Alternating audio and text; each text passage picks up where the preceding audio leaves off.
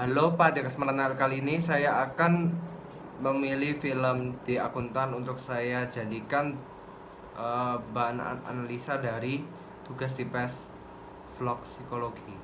Saya memilih Chris Wolf, si pemeran utama, untuk dijadikan bahan analisa saya menurut 5 materi yang sudah dipaparkan sebelumnya.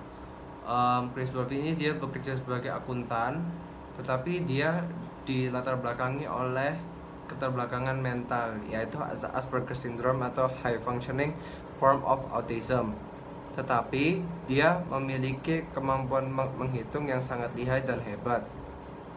5 materi pertama yang akan saya jelaskan adalah makna hidup dan tujuan hidup, psikososial, attachment, basic anxiety, dan defense mechanism.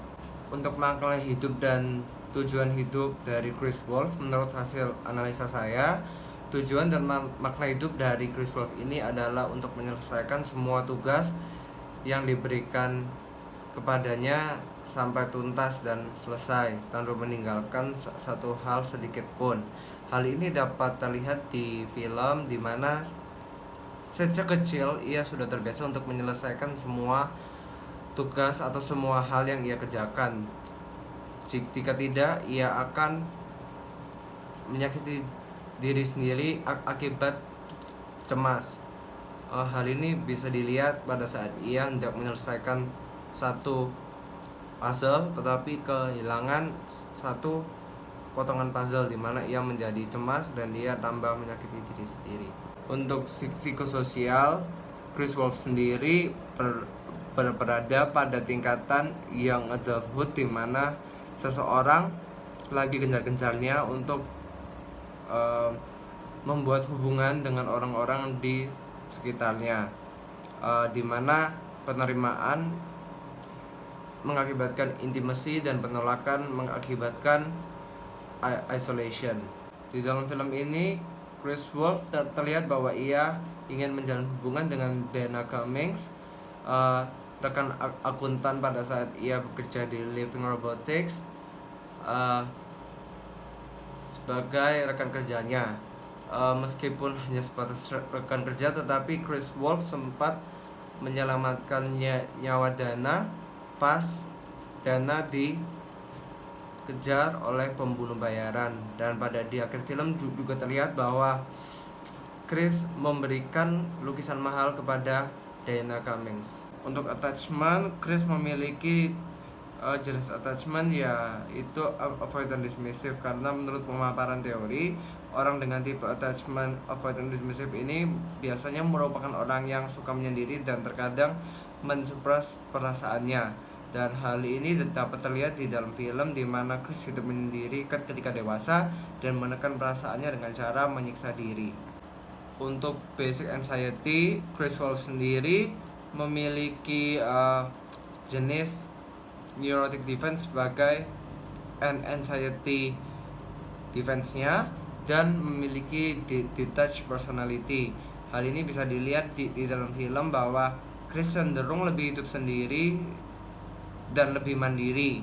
Ia lebih menghindari orang-orang, mungkin akibat pola pikir yang telah terbentuk dari kecil.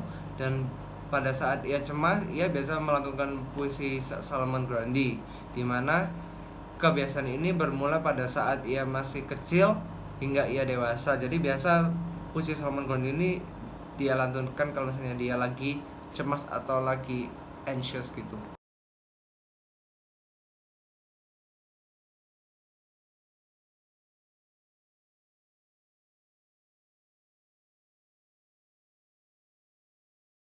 Untuk defense mechanism adalah respon dari seseorang, di mana pada saat ia memerankan diri dari pengalaman yang menyakitkan, membuat cemas atau tidak disukai.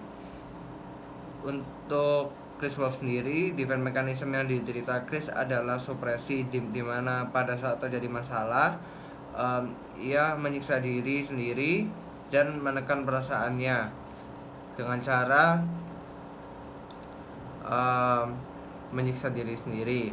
Lalu selain supresi, di film ini juga terlihat bahwa defense mechanism displacement juga ada di dalam diri Chris, di mana seseorang menyalurkan emosi pada orang atau benda lain, di mana Chris melempar botol obat pada saat dia merasa cemas atau merasa tidak nyaman.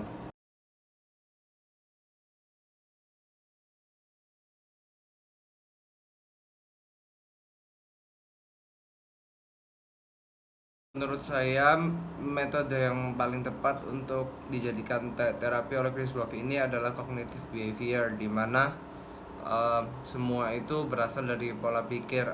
Apa yang kita perbuat itu semua uh, berasal dari pola pikir. Jadi jika pola pikir kita jelek, maka hasilnya atau perbuatan kita biasanya berbuat tidak baik. Menurut saya, Chris harus dirubah pola pikirnya agar pada saat ia mungkin merasa gagal atau merasa tidak mampu menyelesaikan masalahnya, ia tidak perlu untuk menyiksa diri sendiri. Tetapi mengingat bahwa Chris lahir dengan keterbelakangan mental, yaitu Asperger syndrome, metode terapi psikologi ini tidak cukup untuk dapat memperbaiki Chris. Dibutuhkan juga bantuan obat-obatan untuk mungkin meredakan hormon-hormon untuk menenangkan diri Chris.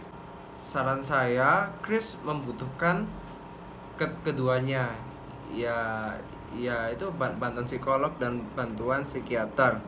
Kenapa bantuan psikolog? Psikolog menurut saya berfungsi untuk merubah pola pikir Chris, dan psikiater dapat membantu Chris untuk mendapatkan bantuan medis seperti obat atau hal-hal lain untuk dapat menenangkan atau buat mengurangi